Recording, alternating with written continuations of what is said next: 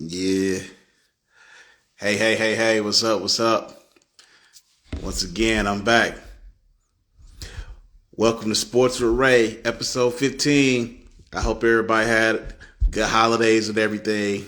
You know, we get into the stretch run. Well, we're in the stretch run to the end of the year. A lot of things has happened. Hope you enjoyed your Thanksgiving.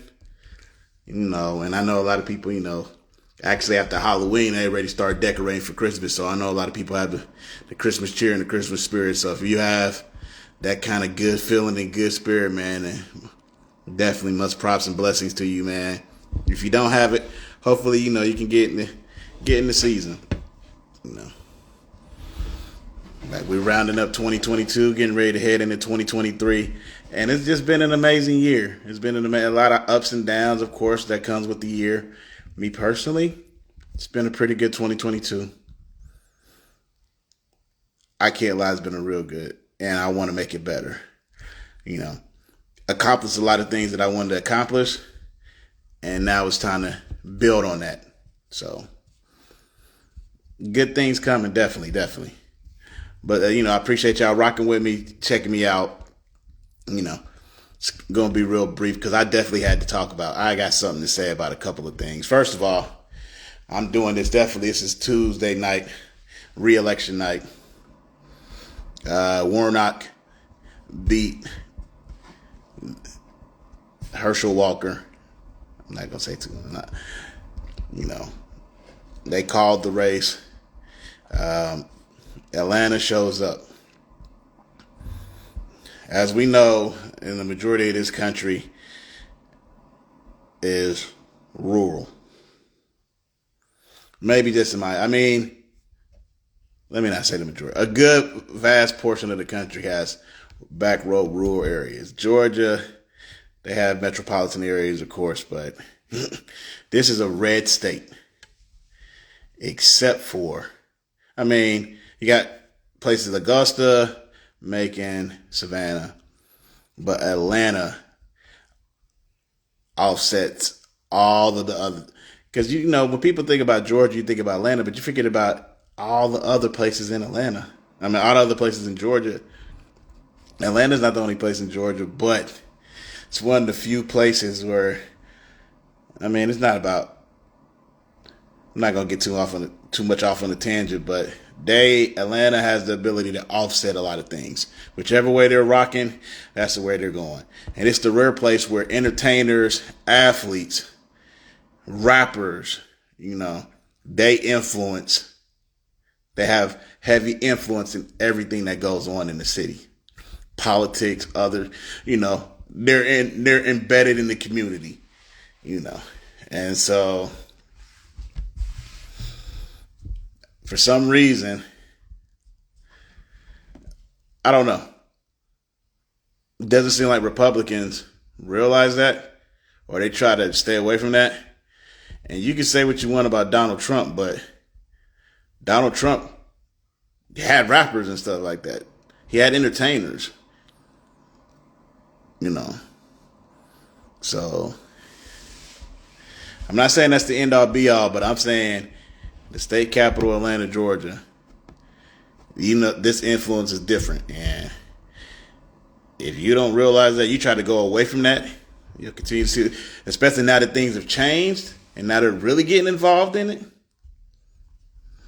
And I'm just saying, if you're just a smart person, you'll take heed. But anyway, let's talk about the college football playoffs. I know I went off on a tangent there. That's just what happened. I thought Herschel Walker was going to win because I'm trying to tell people that live up north, I'm like, what I realized, everything is about popularity, and he's massively popular. He's like a godlike figure to a lot of people. He was the last person that won Georgia the national championship in 1982 until they won last year. And he was a Heisman and everything. He's like folklore. And the fact that you saw all the deficiencies and everything and he still got to a runoff, I just figured, well, this is about to happen. But people came to their senses, so that's what's up. But that's a good segue, He was a Heisman Trophy winner, won at Georgia. Georgia's the defending champions. As you see, they won easily 50-30 against LSU. They are the number 1 seed. Michigan won 34. I think it was 43-22. 43-22 against Purdue. They're the number 2 seed. TCU lost against Kansas in overtime. I want to say 34-31. They're the 3 seed. They stayed at number 3. And O State, because USC got hammered 47-24 by Utah, is the number 4 seed. Of course, if you don't know, I am a Ohio State fan to the core. I'm also a realistic fan. And so, I mean, everybody has their hopes and biases and everything. Last time I did an episode, we were still undefeated. We played Michigan, and they handled us. They really handled us. Game was close, but it was the style, the way, the image, how it looked. And you can say like the game got away, but they just took it to us. We lost the same way in more dramatic fashion. Even though there was a breakdown, there was 5 touchdowns that were over 45 yards, which hasn't happened, or maybe had happened like a long time ago. And besides that, they averaged 3.2 yards per play. So I know it's hard to say, like, take those 5 touchdown plays because it was undisciplined football. Much kudos to Michigan. Because in order for the Big Ten to have legitimacy, you need other teams beside Ohio State to make noise. Not only, don't just beat Ohio State, which I'm trying to tell a lot of Michigan fans, and they're so caught up in the fandom. I've been saying this for years. I've been saying this when we were running 7 straight on them. When it comes to, like, the SEC dominates because, I mean, you have Alabama as the dominant figure, but you also have Auburn that comes in. They've been in 2 national championship games in the past 13 years. They won 1. LSU's been to 2. They won 1. Ole Miss is decent. Mississippi State, like, it's really the SEC West that's been carrying, where they'll have at least 3 or 4 teams that are viable or at least can potentially upset or give a good game. Or, really it's 2 teams. It's really usually either Alabama and Auburn, Alabama and LSU. And then within the last couple of years, Georgia's been over there, but they cannot overcome the hump. The Ours were losing in tragic ways. Now, they overcame the stepping stone, which was Alabama. Now they look like the most dominant program in college football. That helped balance out and make them even more powerful. And then with Tennessee being viable, that helped even more.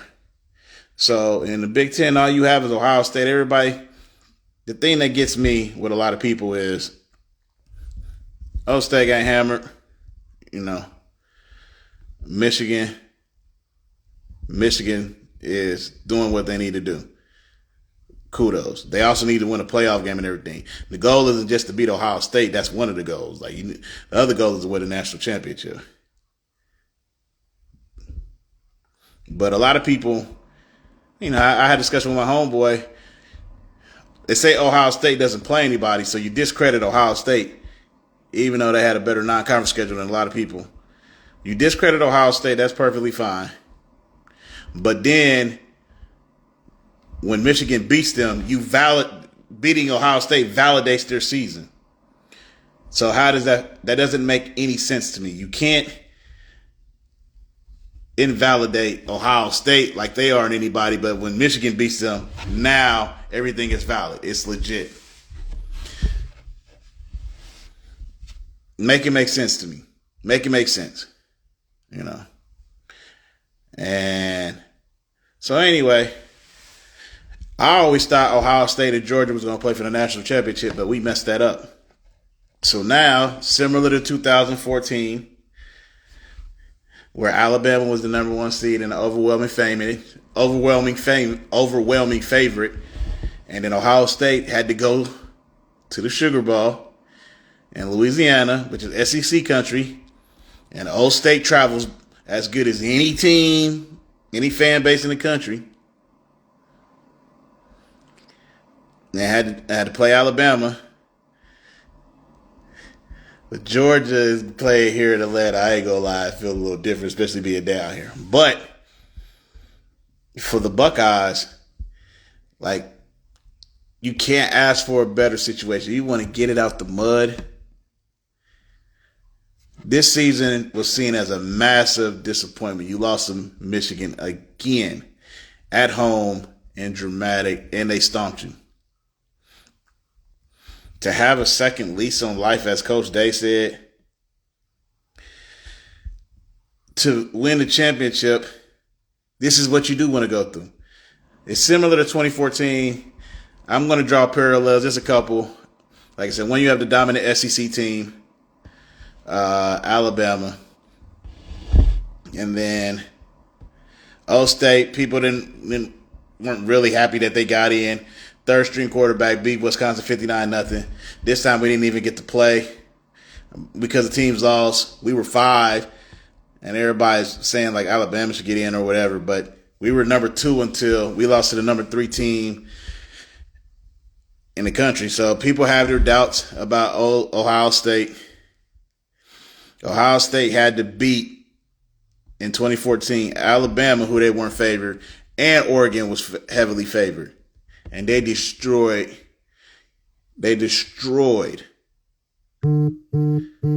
Oregon. They went down 21-6, if I'm correct. They were down 21-6 to Alabama in 2014. What was the final score? 42-35. So from 21-6, Alabama scored 14, and they scored 36.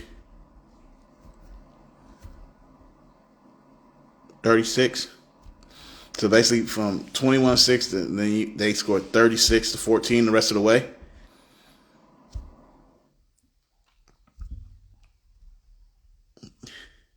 That's what I saw. Much props to Alabama. Also, the offensive coordinator at that time, which was Tom Herman, was leaving to go to a head coaching job which was Texas at the time. The offensive coordinator, Kevin Wilson, has accepted the job at Tulsa. That's where there's similarities. So, big SEC powerhouse, playing in their backyard, being an underdog, being doubted.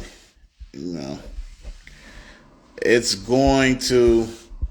I can't wait for the game. I mean, y'all know which way I'm rocking. I feel like they can play with anybody. And I know that sounds crazy because of how they just lost. Like last year, I didn't feel like we could play with anybody. I felt we matched up with Georgia. Our offense matched up with Georgia, but our defense did not. How they got manhandled. They got manhandled like play by play against Michigan last year. Towards the end, they it looked ugly. But like I said, it was 5 big plays. That was the game. So kudos to Michigan for that. So you tackle better, you get out of zero, where they didn't change up anything. Played in Michigan's favor. It's the same way where when we played Michigan, we did crossing routes and destroyed them all game. They got their coordinator fired. So anyway, O State plays Georgia New Year's Eve in Atlanta. The tickets are already almost sold out. Tickets are going crazy. So if you want a chance at redemption, you beat Georgia, the national champs, where people don't give you a chance in hell. Even though at one time you were arguably the best team in the country. But you beat Georgia, Michigan, handle your business, and then we'll see you on the championship. And then the O State Michigan championship, that game that was after Black Friday 2 weeks ago, had the most viewers since 2011, which was LSU and Alabama. They had 20 million. Ohio State and Michigan had 17 million, and it peaked at 19 million. If they get a chance to play for the national championship, they're going to shatter all that stuff. So I know that's kind of looking ahead. It's not even really as far as a thing that, I hope. I could just see us winning. But if we play that mistake type of football, they're gonna handle us. I just want to see what happens. I'll save it. I'll save it. I'll save it. I'll build it up as we continue to get closer. But that's going to be a real good matchup. Michigan and TCU. TCU, Duggan, Johnston. I think I forget what the running back's name, number 33. They got some weapons.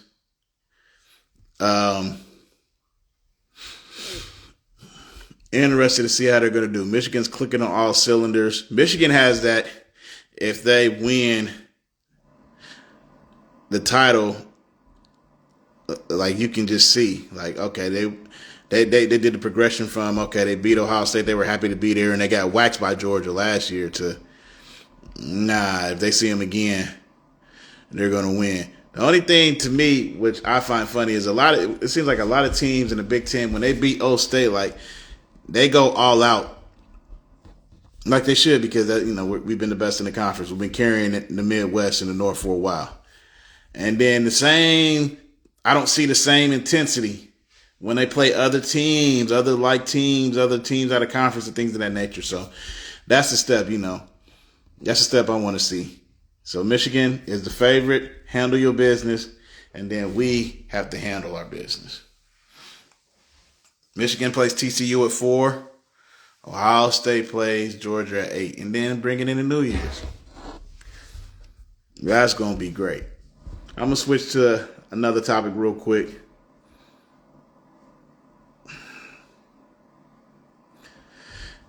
That's how I feel about the topic because it's been addressed ad nauseum. But I still have something to say. Deion Sanders accepting the position at Jackson State. No, excuse me. Deion, first of all, winning the SWAC as an undefeated team after a couple of years ago. They only even won one game. He comes over there, transforms the program, helps, does things that you can't imagine, and then he accepts the job to go to Colorado. And the slander, I don't get it. I don't get it. People, this fake outrage and people choosing to take certain things seriously and interpret it always. Why do people seem to choose to interpret everything the wrong way? As long as it leans toward it, like it makes you feel like as long as it leans towards the detriment of somebody. Like everybody isn't on that bullshit. Like this man did something historic. There's no coach or black head coach that's ever went from FCS to FBS. That was a historic moment. And instead everybody's talking about this man's a sellout and he sold dreams and everything like that. Like, y'all didn't give a fuck. Y'all don't care like that. And first of all, quit playing it like he cares. Like you can tell somebody cares. Like they said, man, this man lost 2 toes. He was donating his salary. He put money. It's like first a lot of people didn't want to accept him because that's what we do. I'll get on that at another time. We always want to say somebody ain't down enough or this enough or that enough. And then the person brings what you want when you have business. You appreciate the regular customers, but what you want are new eyeballs to look at your product and say, oh, okay, I kind of, a lot of people, unfortunately, were not paying attention to HBCUs when it came to sports like that. He helped that immensely. Some people liked it, a lot of people didn't. And then, so, like, y'all act like he is just kind of famous. Like, he's arguably, like, when it comes to that football, he's arguably the best ever at what he did. And he played baseball. Like, he was in the major leagues. Like, And all these kids been rocking with him. Like, y'all just, the people, like, it's just like when you see an artist or something like that, people try to catch on at the end and everything. Like, man, he care about them kids. Everybody keep on talking about the NFL. He don't want to go to the NFL. He said he don't want to deal with that. He want to help kids. He out here giving them life lessons. The same way kids can transfer. You know what I'm saying? Like, they committed to them. They commit to Deion. I don't understand whenever there's some kind of elevation with people always feel like they selling out. And the same people that said, that have the nerve to say that some of the people that people say sell out is so crazy are the ones that are helping immensely. Like, what do y'all expect them to do? Like, give all their money away? What the fuck are y'all talking about? Y'all dumb. Y'all are so, I don't like to, man, nah, that shit's stupid. Y'all dumb as fuck. Y'all dumb as fuck with that perspective. Like, what are y'all talking about? Football coaches progress all the time. People progress. Talking about he did it for the money. Y'all know how much that man got money. That man has money. What are y'all talking about? Somebody sold out for, like, y'all ain't heard, like, see, have y'all watched any of his stuff? How he be begging and try to get people to contribute, and alumni and everybody. Guess what? Alumni are what make the universities go round and round.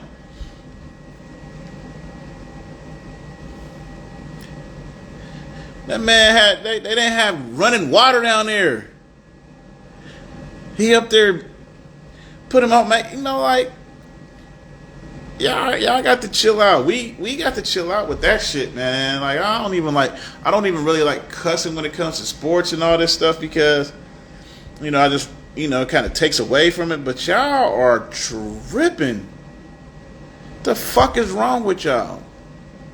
Like, I mean, yeah, you can say, yeah, you want him to stay somewhere. Like, why don't y'all stay at y'all job? None of y'all, so why don't y'all stay at, like, no, you don't know what that man's coaching aspirations is? When people go for jobs, they want to go to the best job possible. The problem with people with sports is y'all make it seem like it's some kind of fairy tale land, and you got to be loyal, and you got to do all. I mean, what good way is there to tell kids that you leaving? Besides, be honest with them. And he told people his goals at the beginning. He's going to turn the program around. He will entertain Power 5 conference if they called him, and then he'll decide if he chooses to go. But because y'all don't have active listening and you chose to ignore it, people just want to criticize that shit. Like, what? And he went to Colorado. They've been terrible. They probably got better facilities. You even heard them say they don't even have the money to pay this man. I mean, of course they're going to pay him, but y'all, I don't know what this climate of being fake offended and tearing people down because they don't do what you want them to do. The same people talking crazy about Deion are the same people that if they got a new job, they're not even giving 2-week notice. They quitting. They're not even contributing. They don't help with the society or nothing like that. They just, like I told somebody on one of my homegirls on her page, people just like to complain and be social media warriors because they get satisfaction if they make a point and people like that shit. They feel like their work is done.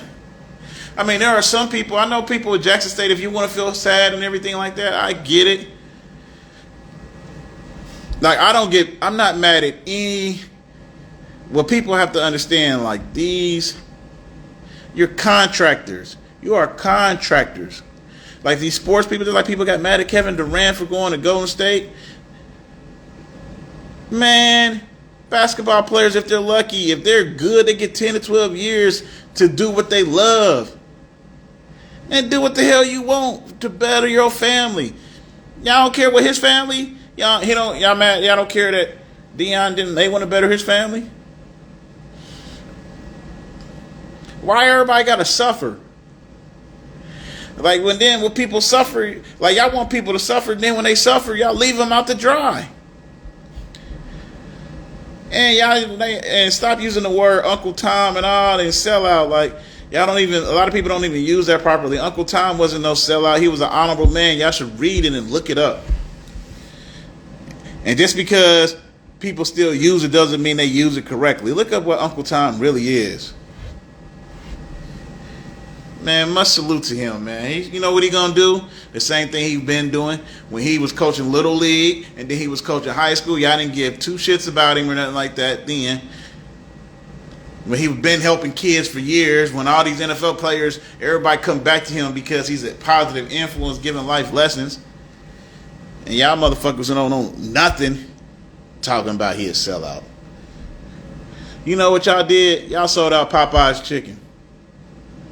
That was a sellout. That stuff got me perturbed, man. I'm sorry. And he's gonna bring his recruits. You know how many people lining up to play for Dion? Are y'all serious? Y'all see the influence that everybody loved Dion. Dion is a icon. Like Joy Taylor said on Speak, man, like all the swag and everything in the NFL that you see today, man, he brought that in. That's him. What? Who y'all think y'all talking about somebody that, man, y'all better get your minds right. Stop being mad for no reason. And also people that went to HBCUs, and you know what people need to stop doing this shit too. Like, well, I did see my homegirl. I see a couple people, well, if you didn't go to HBCUs, you need to sit this one out. Why? Y'all comment on what the fuck y'all want on other subjects that y'all didn't do specifically. People were doctors when it came to COVID. Y'all didn't care that the doctors and everybody was like, y'all need to sit this one out. Y'all don't know the research. Nah, y'all was experts. Y'all become lawyers when y'all see some shit come out. Y'all know everything. Stop trying to exclude people. If it's general information, people can research and say what they want. Now, that doesn't mean everything is correct, but your voice doesn't matter more than mine. I'm sorry, it doesn't. Y'all need to stop that shit. Stop it. Because there's some motherfuckers that went to HBCUs that don't know what the fuck they talking about. Just like there's some people that went to PWIs, they don't know what they talking about either. It's people that work at your job that they don't know what they talking about when it comes to work. Or like if you at church or if you in this group. So that, you know what I'm saying? Like just because you went there, you wouldn't understand. Like I understand when somebody's overreacting and somebody's on some BS. We understand bullshit no matter what walk of life you come from. Talk about we need to sit this one out. No, that's the problem. Y'all want to be inclusive and then exclusive. Get the shit right. Figure it out. Good luck to Dion, and I'm rooting for Colorado. We all know he should be the coach of Florida State. He's the greatest player in Florida State, and they ain't want to hire him. That man has something special. People gravitate. But you know when people are afraid of when the light shines too bright on somebody and if it's not them, so whatever. I felt I just wanted to get that off my chest. There's more to come. There'll be more. I'll speak more about the bowl games coming up. Not all of them because it's 575 of them. The NBA season's been going. It's been great so far. Anthony Davis has been going off. I know he got sick today, and people want to talk about it. Like, man, like, you ain't been sick before? Like, damn. This man just had a stretch run that we ain't really seen, and then everybody want to focus on the negative. Like, he just wasn't putting up like 37 and 17 over 10 games. Like, that shit don't happen. Everybody's so fucking negative. Oh,